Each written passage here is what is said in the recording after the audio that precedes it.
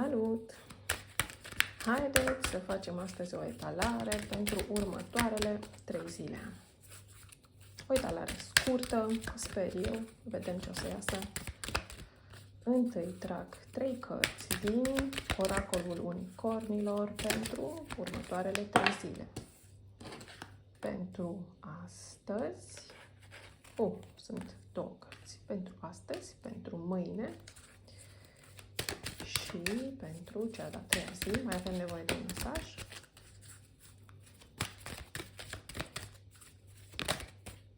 Și pentru cea de-a 3-a zi. Pentru astăzi avem mesajul: creează-ți sănătatea perfectă. Accesează abundența divină. Ar trebui să fie o zi a sănătății și a abundenței. Din câte știu eu, la această culoare se conectează și Arhanghelul Rafael. Poate ar fi o idee bună să ne conectăm la el și la energia sa. Ziua de mâine. Pentru ziua de mâine am avea mesajul: extindeți poarta ta stelară și trăiește în prezența eu sunt ceea ce sunt.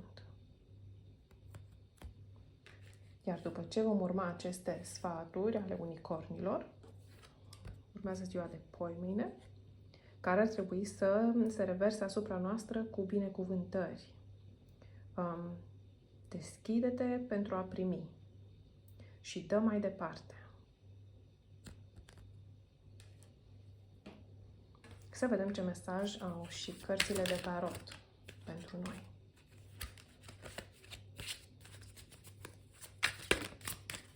Un mesaj s-a grăbit pentru astăzi.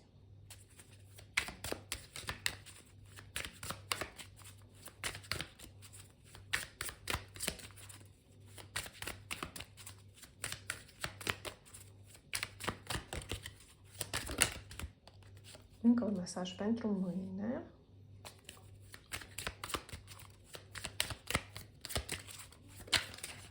Și un mesaj pentru poimâine. Bun. Pentru astăzi avem un cavaler de bâte. Este posibil ca noi să fim foarte activi, să pornim la un drum, să luăm acțiune în legătură cu un proiect, să ne adresăm unor prieteni. Este o zi activă. Pentru mâine avem 3-ul de bâte, înseamnă drum. Pornim la drum. Sau ne propunem să pornim la un drum, iar pentru poimâine avem 10-le de bâte. Cartea asta arată că avem multe de făcut, sau ceea ce facem la momentul actual ni se pare greu. Să însemne asta oare, dacă ne uităm și la cartea unicornilor, că ni se pare greu să primim? Și eu am o problemă cu asta și știu că trebuie să învăț să mă deschid și pur și simplu să primesc tot ce vine către mine.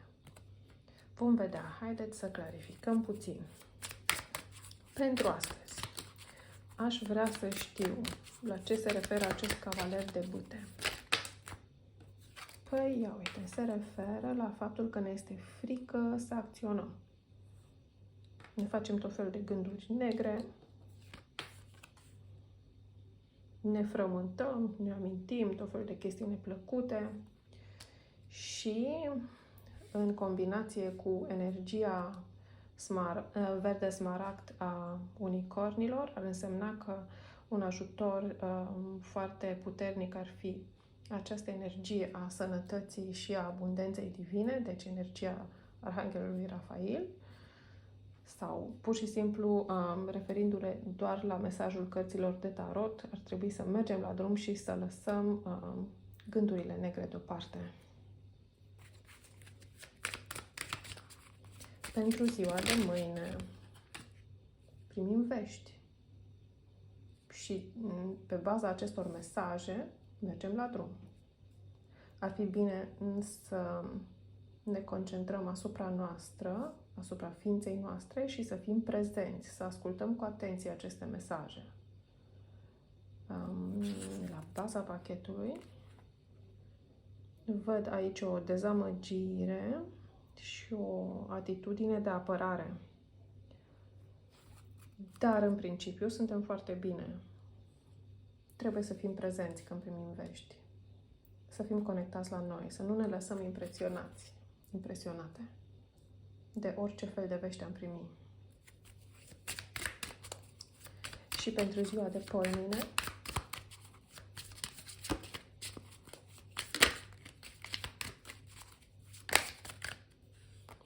au căzut cam multe cărți.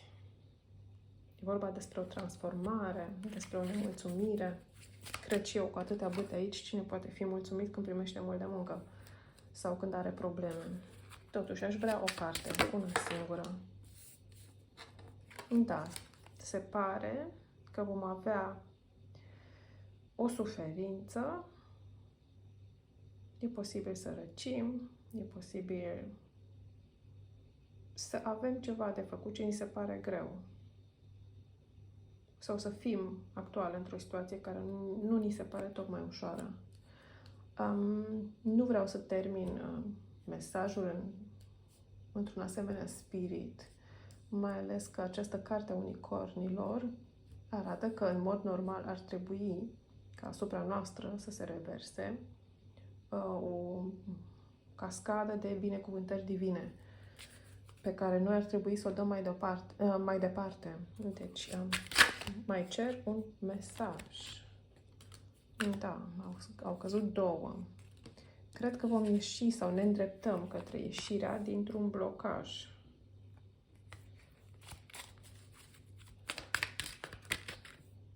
O carte.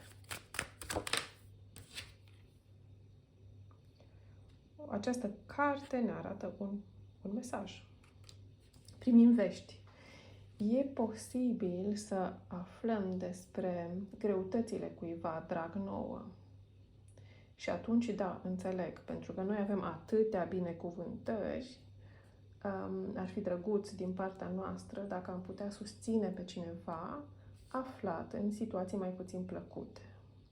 Am să interpretez așa aceste cărți, las mesajul astfel și sunt foarte curioasă ce se întâmplă după aceste 3 zile, când voi face următorul mesaj pentru 72 de ore. Vă pup și vă aștept la următoarea etalare. Pe curând!